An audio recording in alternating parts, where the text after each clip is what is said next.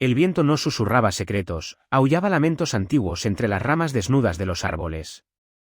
Nadie se atrevía a caminar por el sendero que conducía a la mansión olvidada, salvo los ecos pétreos de pasos que el tiempo había dejado atrás. Las paredes de la casa, bizantinas y tan antiguas como los pactos que sellaban su destino, guardaban miradas, recuerdos y sombras que nunca deberían haber sido despertado. Era en ese desolado umbral donde la realidad y lo imposible se fusionaban, donde cada suspiro podía convertirse en un latido que retumbara más allá de la cordura. Allí, alguien había de llegar, y la casa la esperaba, paciente, como una presencia que conoce tu nombre desde antes de que pronuncies una palabra.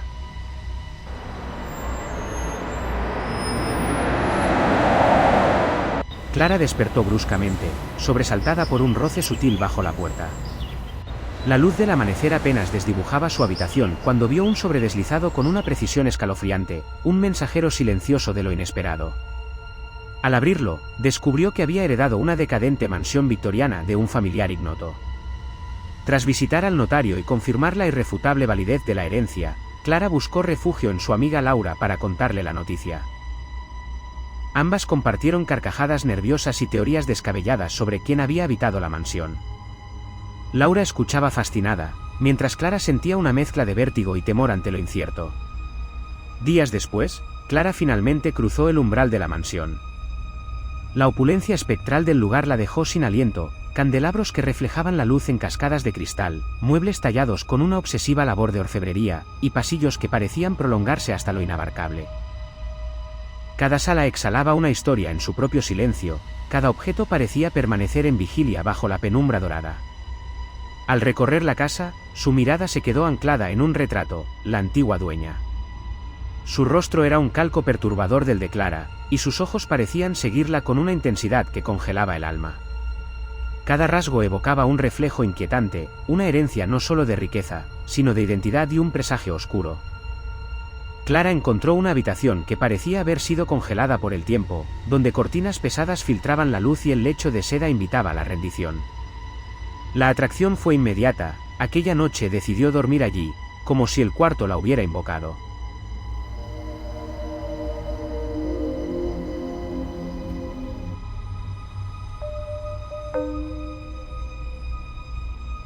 Pero cuando la luna alcanzó su cenit de plata, la mansión sufrió una convulsión. El lujo se desvaneció y las sombras se alargaron hasta devorar todo vestigio de luz. Clara despertó sobresaltada.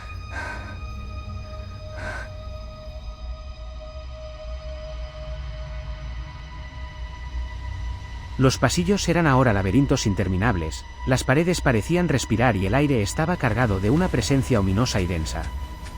Sigilosamente, se arrastró por el corredor. Un ruido proveniente de detrás la obligó a un escape desesperado hasta un cuarto de baño.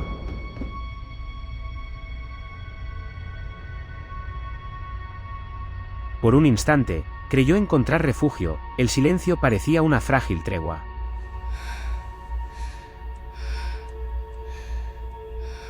Entonces, algo surgió de las sombras, una criatura informe, silenciosa y voraz. El baño se inundó de rojo, y Clara comprendió que la mansión no era solo un lugar de lujo o historia, sino un ente vivo, un nexo de terror que se alimentaba del pánico.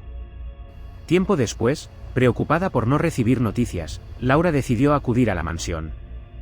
Al llegar, la casa había recuperado su apariencia normal, ni rastro del opulento deslumbre ni de las tinieblas opresivas. Cada sala parecía inofensiva, como si la casa hubiera dormitado entre mundos, esperando su siguiente víctima. Explorando, Laura encontró un venerable diario antiguo. Sus páginas contaban la oscura verdad de la mansión, un pacto sellado con el maligno hacía siglos, brechas abismales interdimensionales surgidas por la maldición familiar, y una casa que cambiaba su realidad según la presencia, o la ausencia, de su heredera. La maldición no solo atrapaba y moldeaba, deformaba la esencia misma de la experiencia de quien osara habitarla, para retenerla por siempre. Finalmente, Laura se detuvo frente al retrato que Clara había contemplado primero. La figura que antes pertenecía a la antigua dueña había cambiado, y ahora era Clara quien la habitaba en una prisión pictórica, atrapada de forma eterna en la pintura, reflejando el destino ineludible de la mansión y la fuerza oscura que la había consumido y reclamaba. El viento volvió a entonar su melancólica cadencia entre los árboles. La mansión parecía tranquila, pero quienes se acercaban podían sentir que el tiempo allí no era lineal. Una herencia no es solo un legado de objetos o riqueza, es un susurro que trasciende generaciones, un recordatorio de que lo imposible aguarda, paciente, en el frágil umbral de lo cotidiano.